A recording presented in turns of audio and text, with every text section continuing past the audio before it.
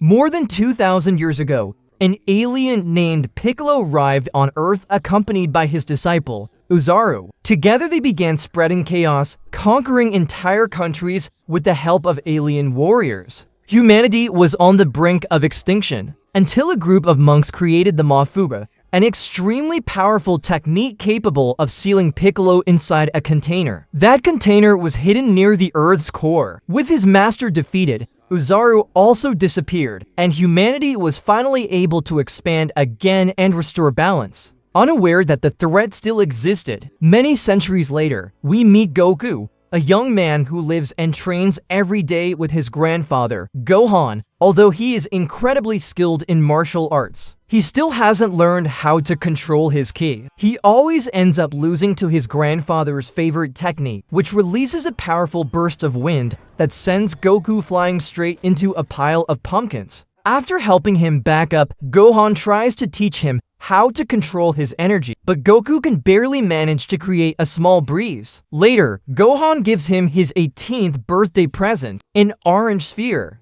It's a Dragon Ball, specifically the 4-star Dragon Ball. His grandfather explains that there are 7 of them scattered across the world, and when they are brought together, they can summon a powerful dragon capable of granting any wish. On its own, it does nothing, but together they change everything. With the sphere in hand, Goku heads to school and parks his bicycle. But a guy named Fuller, driving a Camaro, runs over the bike and acts like nothing happened. When Goku confronts him, Fuller mocks him, even offers his face so Goku can hit him. However, Goku promised his grandfather he wouldn't fight, so he decides to hold back. Fuller calls him a coward, until Kai shows up and makes him back off. Meanwhile, Piccolo has already been freed and has begun searching for the Dragon Balls in a village attacked by his warriors. A woman named Seki tries to protect her daughter by hiding under the floor of a cabin. But Mai, Piccolo's right-hand woman, discovers the girl and points a weapon at her. The desperate mother comes out of hiding and hands over the sphere to save her, but she is eliminated anyway. Back at school, Kai tries to pull a homework assignment that's stuck in her locker. Goku waits until everyone leaves and attempts to use his ki to help her. But since he can't control it well, he ends up opening every locker at the same time. When Kai catches up with him, she asks if he was the one who used ki, and reveals that she also knows how to fight. Impressed, she invites him to a party at her house that same night. Goku decides to clean himself up and bring the Dragon Ball to impress Kai, sneaking out while his grandfather is preparing dinner. At the party, Fuller's friends try to stop him from entering. Goku tries to avoid trouble, but when he gets tired of running, he decides to face them. Despite being outnumbered, he easily dodges every punch and knocks them out one by one, proving he's on a completely different level. Then Fuller appears with an iron bar to finish him off. Goku dodges every attack, causing Fuller to smash his own Camaro and damage it even more. When one of Fuller's friends tries to attack Goku from behind, Goku dodges both of them at the same time, making them knock each other out instead. After the fight, Kai takes Goku inside the house, and they spend the night talking. While Goku is at the party enjoying his birthday, his grandfather Gohan stays home meditating in the living room. Suddenly, Mai appears out of nowhere and begins attacking him with shurikens. Seconds later, Piccolo arrives as well. Gohan tries to defend himself, but Piccolo easily stops him using his telekinetic powers, crushing his bones without effort. When they realize the Dragon Ball isn't there, Piccolo decides it's not worth wasting any more time and leaves, destroying the house completely, leaving Gohan trapped under the rubble. Even though he doesn't know exactly what happened, Goku suddenly feels that something is wrong and runs home as fast as he can. When he arrives, he finds nothing but ruins. In the middle of the destruction, he hears his grandfather's voice and manages to find him buried beneath the remains of the house. Confused, Goku asks what happened, and Gohan reveals that Piccolo has returned. Before dying, he asks Goku to find Master Roshi and gather the remaining Dragon Balls before the next eclipse. After saying this, Gohan dies in his grandson's arms. Devastated, Goku buries his grandfather and returns to the destroyed house. There, he finds the old uniform of the turtle school that once belonged to Gohan, As he looks at it, he suddenly hears noises coming from inside the house. Thinking it might be an intruder, he starts searching and runs into a girl who is also looking for a Dragon Ball.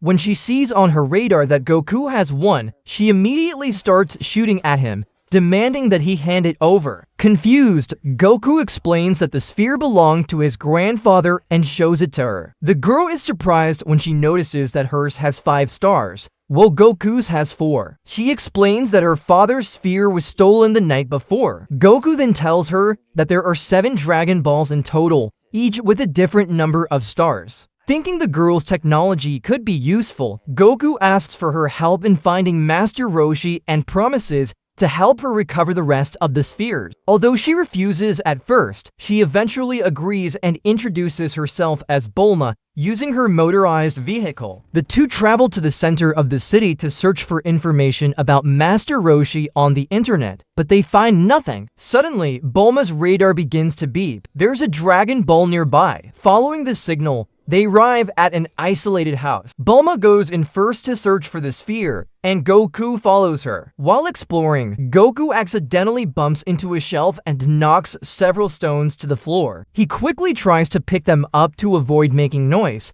but fails with the last one, which hits a vase and wakes the owner of the house. The man jumps down from the second floor and attacks Goku with a punch so powerful that it slams him into the wall. Then he begins hitting him mercilessly. Tired of taking hits, Goku tries to use his ki to launch the crane shadow attack, but the old man dodges it and Goku ends up accidentally hitting Bulma. Seeing that move, the man instantly recognizes the technique and asks about Goku's grandfather. Then he reveals that he is none other than Master Roshi. As they reminisce about old times, Goku tells him that Gohan has died and that Piccolo has returned. The news clearly worries Roshi. The master begins looking for his Dragon Ball, and Goku finds it under a table. With the sphere in hand, Roshi explains that they must gather the others before the eclipse, and that Goku is the key to defeating Piccolo. He also says that Goku needs training, and that they must head to the Stone Temple to make him stronger.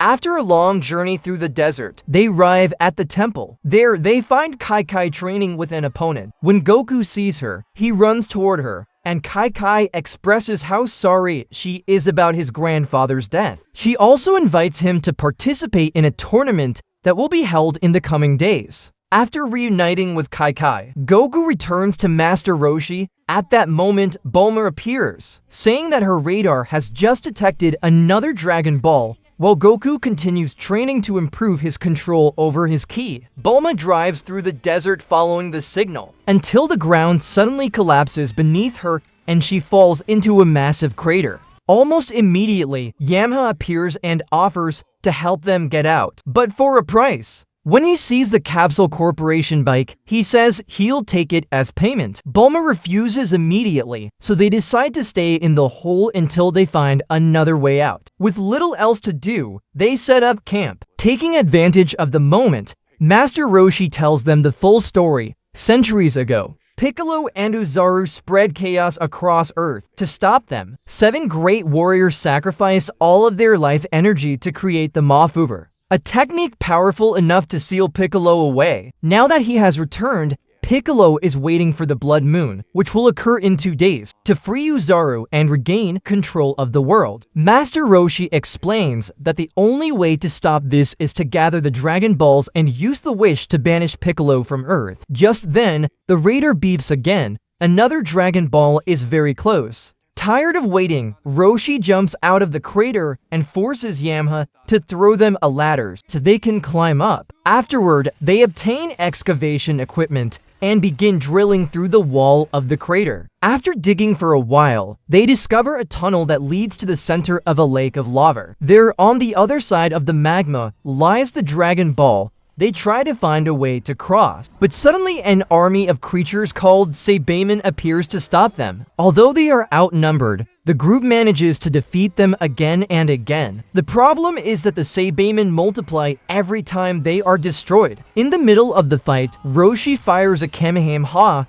and throws one of them into the lava. When it burns completely, they realize it cannot regenerate that way. With that idea, they begin throwing the Saibamen into the lava, and by using their bodies they create a kind of improvised bridge over the boiling lake. Goku runs across the bridge and reaches the 6-star Dragon Ball. But just as he grabs it, Mai suddenly appears and kicks him in the face. Stealing the Dragon Ball, Goku chases after her and the two begin to fight. Since he is far stronger, he defeats her without much trouble and recovers the sphere. However, Bulma points out that there are only 2 days left before the eclipse, and there isn't enough time to find the remaining Dragon Balls. Roshi agrees and says the Mafuba will be their last hope. They decide to return to the temple. There, Roshi speaks with his old master, Saifu, and asks him to prepare a special container. He is willing to give up all of his life energy to seal Piccolo if necessary. Meanwhile, the tournament begins. Kai fights against Mai, unaware that she works for Piccolo. During the match, Mai manages to make a small cut on Kai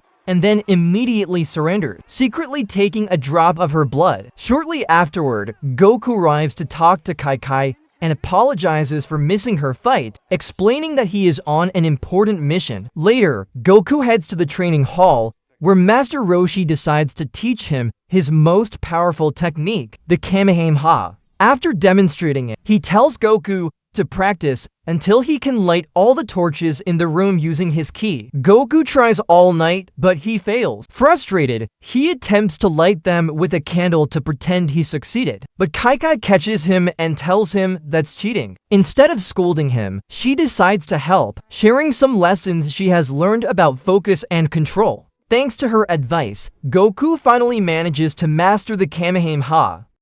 That night, in the dormitories, Bulma is trying to sleep when she hears footsteps in Goku's room. Since the Dragon Balls are there, she grabs her gun and goes to investigate. When she enters, she finds Kai leaving the room. Recognizing her, Bulma assumes what was happening, lowers her weapon, apologizes for the scare, and lets her return quietly to her room. As Kai walks away from the dormitory, Goku suddenly appears and Bulma finds it strange that he wasn't inside with her. At that moment, the radar begins beeping loudly. Bulma checks it and realizes that the girl who just left has all the Dragon Balls. Panicking, the Z fighters run after her. It turns out to be Mai, disguised as Kai. To stop them, she fires a grenade launcher, creating a wall of flames that blocks their path. Thinking she is safe, she lowers her guard. But suddenly the real Kai appears and strikes her. While the others try to go around the flames, the two begin fighting. Goku decides to run through the fire to help. But since they look exactly the same, he can't tell which one to support and hesitates. Suddenly, one of them falls to the ground and asks him for help. Goku, without thinking too much, attacks the other one, but makes a terrible mistake. He was fighting the real Kai. Mai takes advantage of the confusion, gets back up, and fires. Goku is hit and falls badly wounded. At that moment, Mai returns to her normal form and escapes with the spheres. Bulma and the others gather round Goku, who is on the verge of death. To save him, Master Roshi concentrates all his energy in his hands and fires a Kamehameha directly into his disciple's chest, transferring his life force to him. Goku wakes up almost instantly. When Bulma checks the radar, she confirms that all 7 Dragon Balls have already been gathered. Roshi realizes that Piccolo must be at the Dragon Temple preparing to summon Shenlong. Ready to leave, the group heads toward the car, but Master Saifu stops Roshi and hands him the container for the Mafuba. With that object, they might be able to seal Piccolo. They drive toward the temple while Piccolo places the 7 Dragon Balls on the altar.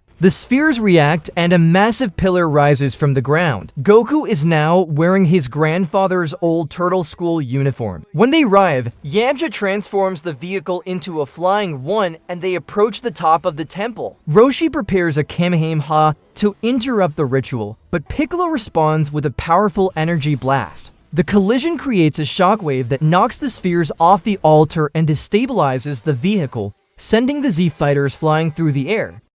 Piccolo descends to face them. Roshi sees the Mafuba container beside him and decides to use it. Face to face with the villain, Goku declares that he will defeat him. But Piccolo reveals something shocking. Goku is actually a Saiyan named Kakarot, and when the eclipse occurs he will transform into a Zaru and destroy his own friends. At that moment, the moon covers the sun. Goku begins transforming until he becomes a gigantic demonic ape. Out of control, he starts chasing Bulma and Yamcha. Taking advantage of the distraction, Roshi tries to use the Mafuba, but Piccolo strikes him before he can complete the technique, leaving him severely wounded. Yamcha decides to stay behind to distract Kizaru and allow Bulma to escape, but he is defeated without difficulty. The creature continues chasing Bulma until Roshi tries to stop it by grabbing its leg. Kizaru grabs the master by the neck. Roshi tries to speak to his student, but he cannot make him react. Finally, he dies in his hands. Inside Uzuru's mind, Goku feels the death of his master. He remembers the moments they shared and, with tremendous effort, regains control and returns to his normal form. Now conscious, Goku faces Piccolo. The villain launches several key blasts, but Goku dodges them and counterattacks with rapid bursts of energy. Both of them rise into the air, exchanging attacks in an intense battle. Their powers are very similar, and every clash creates powerful shockwaves. Meanwhile, Bulma is found by Mai, who nearly shoots her in the head. Bulma rolls into a series of tunnels for cover. Inside the maze, she pulls out her pistols and starts firing. Mai runs along the walls, dodging every bullet with incredible agility. When Bulma runs out of ammunition, she pretends to surrender and says she's about to throw the Dragon Ball, but when it looks like Bulma has given up, she's actually tricking her. Instead of throwing the Dragon Ball, she tosses a capsule that transforms mid-air into a giant tricycle, almost crushing her enemy. Mai barely manages to dodge it and prepares to attack, but at that moment Yamcha appears from behind and shoots her, finishing her off once and for all. Meanwhile, at the top of the temple, Goku stands up, determined to end the fight. He begins gathering an enormous amount of ki, focusing all his energy into one final attack. With all his power concentrated into a Kamehameha, he launches himself straight toward Piccolo. The blast pierces through the villain's attack and hits him directly. Piccolo cannot withstand the explosion of energy and is finally defeated. With the enemy beaten, Goku and the others gather beside the body of Master Roshi. Then someone comes up with an idea to use the Dragon Balls to bring him back to life. They place the 7 spheres on the altar and Goku summons Shenlong. The enormous dragon appears before them, towering and imposing. Standing before the dragon god, the Z Fighters make their wish. They ask for Master Roshi to return to life. The wish is granted. Roshi is revived. And just as always happens, the Dragon Balls immediately scatter across the world once again. Don't forget to like and subscribe and let me know what you think about this movie.